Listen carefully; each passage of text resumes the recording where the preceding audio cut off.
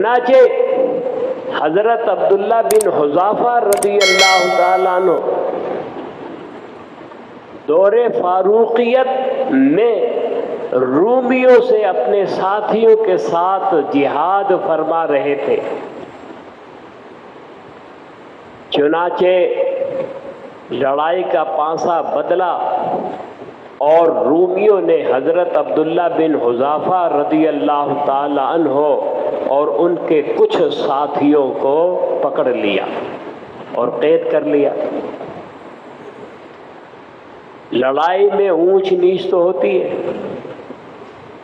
لڑائی کا مطلب یہ نہیں ہے کہ جو مسلمان ہوگا تو اس کے لیے جیت لازمی ہوگی۔ یہ لڑائی کے پانسے بدلتے رہتے ہیں، کبھی کسی کی جیت، کبھی کسی کی جیت، کبھی کسی کی ہار، کبھی کسی کی ہار۔ چنانچہ رومیوں نے غلبہ پا کر حضرت عبداللہ بن حذافہ رضی اللہ تعالی عنہ اور ان کے چند ساتھیوں کو پکڑ لیا، گرفتار کر لیا، قید کر لیا۔ حضرت عبداللہ بن حذافہ رضی اللہ تعالی عنہ بڑے طاقتور تھے، قوی تھے اور خوبصورت بھی تھے۔ تو مرد خوبصورت بھی ہو اور قوی اور طاقتور بھی ہو تو سونے پر سہاگا۔ رومیوں نے اپنے حاکم اور بادشاہ سے یہ بات بیان کی کہ کچھ مسلمان قید ہوئے ہیں، ان میں ایک مسلمان بڑا قوی اور طاقتور ہے اور حسین و جمیل ہے۔ تو حاکم بادشاہ نے کہا کہ میرے سامنے پیش کرو۔ اب جب حضرت عبداللہ کو اس کے سامنے پیش کیا گیا تو وہ بھی دیکھ کر حیران ہو گیا، اس کی آنکھیں پھٹی کی پھٹی رہ گئی۔ اللہ نے آپ کو حسن و جمال بھی عطا فرمایا تھا، قوت اور طاقت بھی عطا فرمائی تھی۔ لہذا وہ کہنے لگا کہ اگر تم عیسائی ہو جاؤ، کیونکہ وہ عیسائی تھے، اگر تم عیسائی ہو جاؤ تو میں سلطنت سے بھی تمہیں حصہ دوں گا اور اپنی بیٹی بھی تمہارے نکاح میں دے دوں گا۔ اب یہ کوئی چھوٹی آفر نہیں تھی، یہ بہت بڑی آفر تھی۔ سلطنت میں حصہ اور پھر اپنی بیٹی کا رشتہ، لیکن یہ چیزیں اس کو کیسے بہکا سکتی تھی، اس کے قدم کو کیسے ڈگمگا سکتی تھی جس نے دامن مصطفیٰ صلی اللہ علیہ وسلم کو تھاما ہوا ہو، جو صحابی رسول ہو۔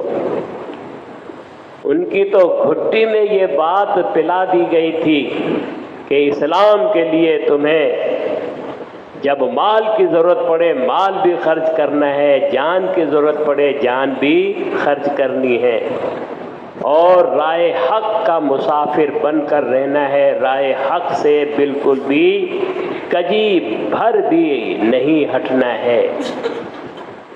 چنانچہ جب اس نے یہ بات کہی، اس نے تو یہ سمجھا کہ یہ لالچ میں آ کر میری بات تسلیم کر لیں گے، تو یہ صرف اس کا ایک گمان تھا، اس کے سوا اور کچھ بھی نہیں۔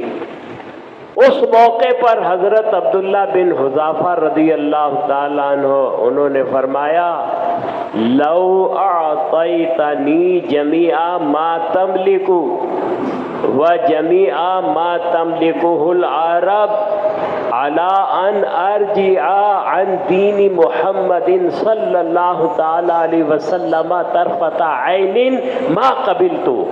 فرمایا کہ تو اپنی سلطنت کا حصہ دینے کی بات کر رہا ہے اور اپنی بیٹی کے رشتے کی بات کر رہا ہے۔ حقیقت یہ ہے کہ اگر تو مجھے وہ تمام دولت دے دے جس کا تو مالک ہے، بلکہ وہ تمام دولت تو مجھے دے دے جس کے اہل عرب مالک ہیں، اس شرط پر کہ میں ایک لمحہ کے لیے دین محمد صلی اللہ علیہ وسلم سے لوٹ جاؤں تو میں قبول نہیں کروں گا۔ یعنی واضح طور پر دو ٹوک بتا دیا کہ یہ تو آفر کچھ بھی نہیں ہے، اس سے بڑی آفر بھی اگر تو دے تو میں ہرگز دین محمد صلی اللہ علیہ وسلم کو چھوڑ نہیں سکتا ہوں، کیونکہ ایمان سے بڑھ کر کوئی دولت ہے ہی نہیں۔ ایمان بہت بڑی دولت ہے، لیکن ہمیں مفت میں ایمان ملا۔ مسلمان کے ہاں پیدا ہوئے تو مومن ہیں، مسلمان ہیں۔ ان سے پوچھو جنہوں نے کفر اور شرک کی دلدل سے نکل کر اسلام کو قبول کیا تھا، انہوں نے جو ایمان کی، اسلام کی قدر و منزلت جانی تھی اور اس کے لیے انہوں نے اپنے تن من دھن کو قربان کیا تھا، تو وہ جانتے تھے۔ چنانچہ اس حاکم نے کہا کہ ان کو سولی پر لٹکا دو۔ تو یہ تفصیلی واقعہ بھی لکھا ہے اور مختصر بھی لکھا ہے۔ سولی پر لٹکا دیا گیا، کہا کہ تیر اندازوں سے تیر مارو، لیکن لگے نہیں۔ چنانچہ آپ کے ہاتھوں اور پاؤں کی طرف تیر